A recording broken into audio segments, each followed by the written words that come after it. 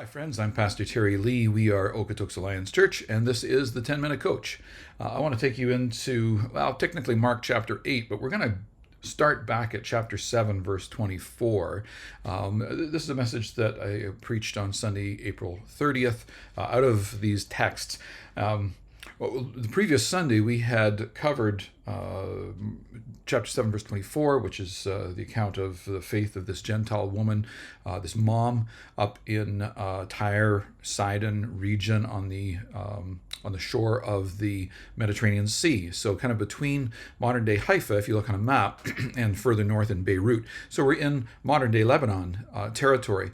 And historically, there was a lot of animosity between the people in Tyre and Sidon and the people in Israel. Some of it was economically driven. There were, when the Romans, the Greeks first conquered the region, Alexander the Great, Tyre and Sidon was kind of the port of entry. They ended up establishing that as a major port of trade. A lot of the produce that came out of Israel, wheat in particular, or food, and ended up going up there. So you had an enormously wealthy population around Tyre and Sidon historically, compared to a very impoverished population in Israel. You can imagine the animosity if you're shipping all of your food to somebody else and you're left starving. And so this was kind of the situation. I read one commentator who likened this Syro-phoenesian woman. So Syria was managing the Phoenician region, which is along the Mediterranean coast. Hostility, animosity between these peoples. It would be a little bit like someone pulling up in their Rolls Royce to a impoverished community in downtown New York City or downtown Toronto or Vancouver, East Hastings Street, Vancouver, in their Rolls Royce, and this woman getting out demanding that the worker leave the work of the impoverished to come and take care of her child. So that's the kind of animosity that we've got, set up here that we tend to miss. There's the other piece here. Then this regional transport that Jesus is engaging in. He's gone way up to the north, perhaps to get away from the hostility of the Jewish leaders. Is a significant conflict with them. The beginning of chapter 7, and we're going to run into them again in chapter 8. That'll perform another sandwich. I'll talk about that next Sunday. But I think the piece that's most important to talk about here is that we have 3 episodes being described by Mark. It seems to be an historic sequence as far as we can tell. It's exactly what Jesus did in that order. Not always the case in the Gospels. Sometimes they'll reposition the order of their telling of what took place in order to kind of emphasize certain themes that they're emphasizing in their writing. But in this case, it seems to be an historic sequence. But all 3 of these scenes are with Greek or non-Jewish people. This woman, Syro-phoenicia, not technically Greek from Greece, but Hellenized. The Greek culture had transported everywhere, and that's how she's described in the text. And then this gentleman down near the 10 towns, which again we've talked about the fact that the 10 towns region, or the Decapolis, are 10. It's kind of a region of 10 communities that had somehow banded together, and they were predominantly Gentile. We get to the beginning of chapter 8, and that same region seems to be where this takes place, this feeding of the 4,000. And so we have this extraordinary invitation that everyone's invited in. I've given some questions on the back of the sermon notes. You can download those from our website, okalliance.ca. You can get it on the OAC app if you've downloaded the OAC app. But there's this kind of backstory going on. When you get back to chapter 5, there was this man who was demonized by what described themselves to be a legion of demons, and Jesus delivers the man. The man wants to go with Jesus and the disciples. Jesus says, no, go back to your family, go back and tell what God has done for you.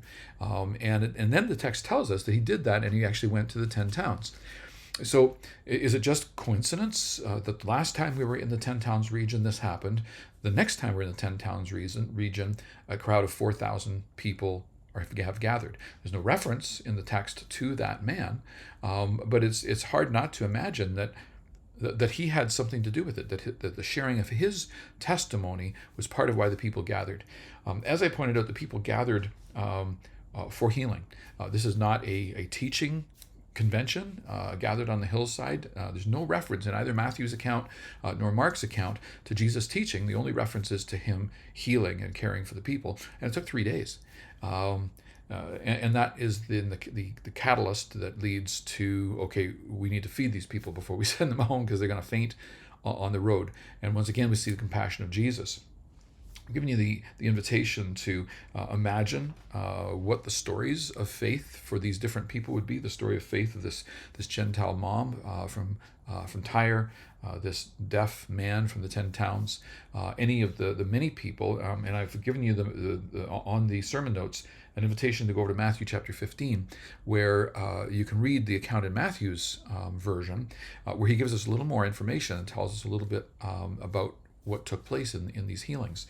All of that, provides maybe some helpful language to imagine what might the testimony of these people be hereafter, and how is God going to use this? I asked last Sunday whether this woman from Tyre, did she become the first convert? Was this the first church of Tyre, or the evangelical church of Sidon, begun under her leadership? Because we see a similar thing in John chapter 4, where Jesus is with his disciples going through Samaria, and it's in the Samaritan region that the Samaritan woman at the well goes back and tells the town, come see Jesus, he told me everything that I've done, and it says Jesus stayed, I forget whether it was a couple of days, but a bunch of people believed in Jesus. Well, now we have the beginnings of a church there in Samaria. Now we've got the beginnings of a church in Tyre and Sidon. 4,000 people have encountered Jesus down in the region of the Decapolis, the 10 towns. Do we have sort of communities of faith beginning to be established here? And then I made another point on Sunday, and that is that you can't, people don't just instantly have good theology, good biblical knowledge.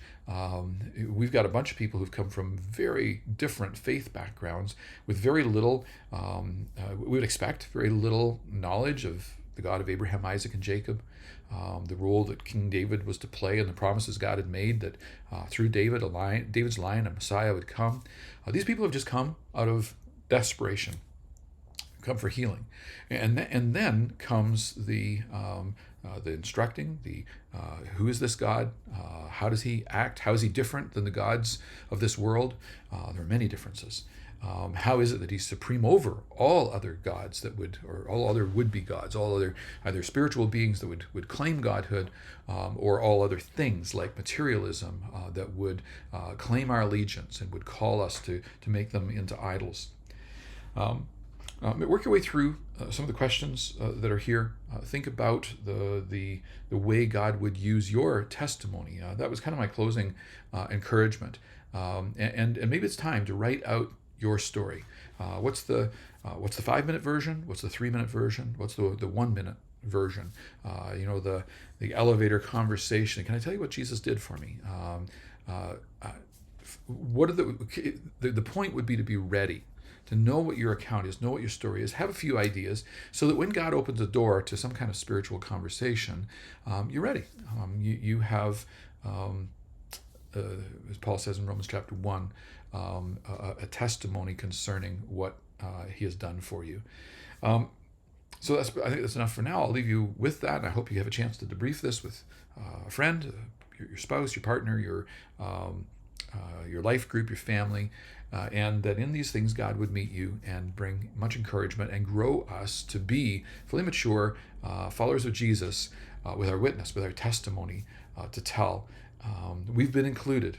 That's the big part of the point of these three accounts of the Syro-phoenesian woman, the deaf man, and then the feeding of the 4,000. May Jesus use us. He's included us. He's welcomed us. And may he bless you as you find ways to tell what he's done for you. Bless you, and bye for now. I'm Pastor Terry Lee. We are Okotoks Alliance Church, and this has been the 10-Minute Coach.